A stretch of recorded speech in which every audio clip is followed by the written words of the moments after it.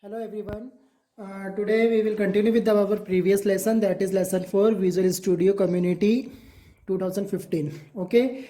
The next remaining topics are, the first one is executing a Visual Basic application. How to execute a Visual Basic application? To execute a Visual Basic application, you just need to click on the start button, then go to all apps and Visual Studio, select the Visual Studio 2015, and then click on the new project, go to the Visual Basic option and then click on the Windows from application option and then click on OK.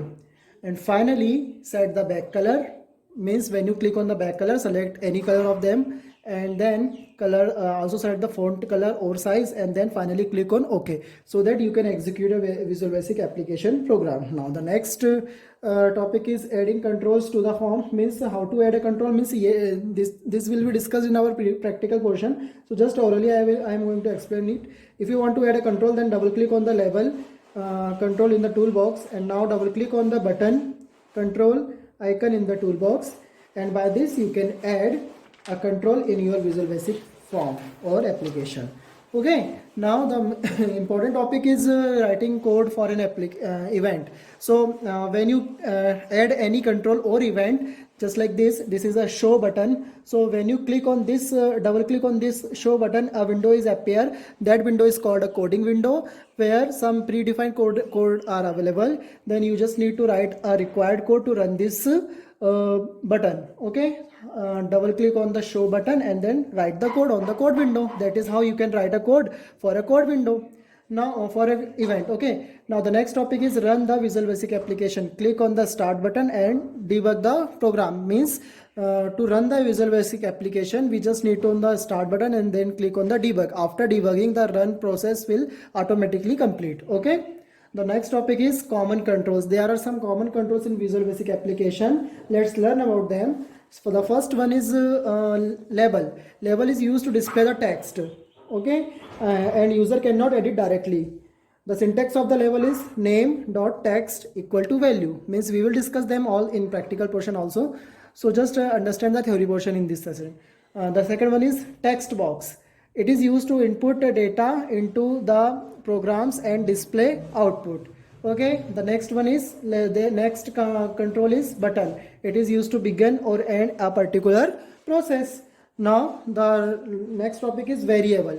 Variable are they are the memory location which are used to store values. Temporary means these are not store the values permanently, they are just used to store the value temporary. A variable name must begin with an alphabet letter and should not exist 255 characters, means there are some rules to make a variable.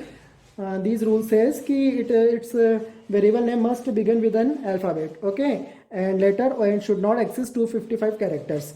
It should contain only special characters like percentage and exclamatory mark, hash, at the rate or dollar sign.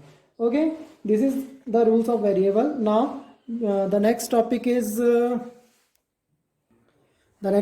operators. Operator means these are the special symbol indicate a certain process is carried out, means these are the special symbols which indicates a certain process is carried out. It is used to perform mathematical calculation, checking logical condition, making comparison in the program. There are several types of operators in which we some given below. Like first one is arithmetic operator. It used to perform arithmetic operation. Here is an example, just like operator, description, example and result. Means operators means arithmetic operation like plus, minus, division, multiplication, etc.